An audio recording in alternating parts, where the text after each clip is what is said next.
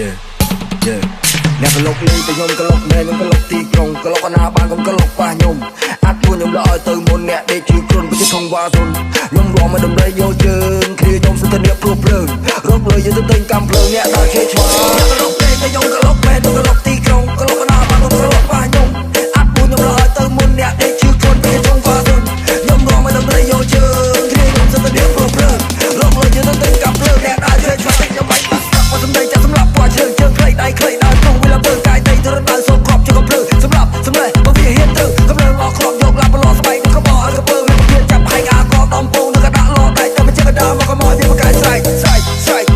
វាបានតែស្រែកដល់ទៅចុងកាយវាជំទាវប្របកាយស្រែកដៃនោះតែឈ្នះបលេងពេលសំដីឲ្យវាលើកដៃទៅផ្ទះទៅហ្វេសសម្លាយមិនមកតែអញនឹងចាប់ពីក្រោយមកកពុះក្បាលលឹងគឺរឿងខ្លាញ់មិនខឹងណែទេព្រោះតែមកឲ្យមកកាត់មកពីផងទេខ្ញុំជាអ្នកប្រមាញ់ទីក្រុងជន់ពេលវាជំទាវស្រែកខ្ញុំព្រោះក៏វានៅក្រោមជើងខ្ញុំក៏ប្រកែកញ៉ែញ៉ាំវាចាប់ដៃក្បាលមកដុំខ្ញុំជាអ្នកប្រមាញ់ទីក្រុងជន់ពេលវាជំទាវស្រែកខ្ញុំព្រោះក៏វានៅក្រោមជើងខ្ញុំប្រាប់ថាក៏ប្រកែកអ្នកក្លុកលេងតែខ្ញុំក្លុកមែនខ្ញុំក្លុកទីក្រុងក្លុកអាណាបានកុំក្លុកប៉ះខ្ញុំអាប់ពូនខ្ញុំលើឲ្យទៅមុនអ្នកនេះជឿគ្រុនពីធំវ៉ាសុនខ្ញុំរងមកដំរីយកជើងគ្នាខ្ញុំសន្ទនាព្រោះភ្លើងរកលុយទៅទិញកម្មភ្លើងអ្នកដាក់ជើងជួយទិញទៅបាញ់បាក់ជើង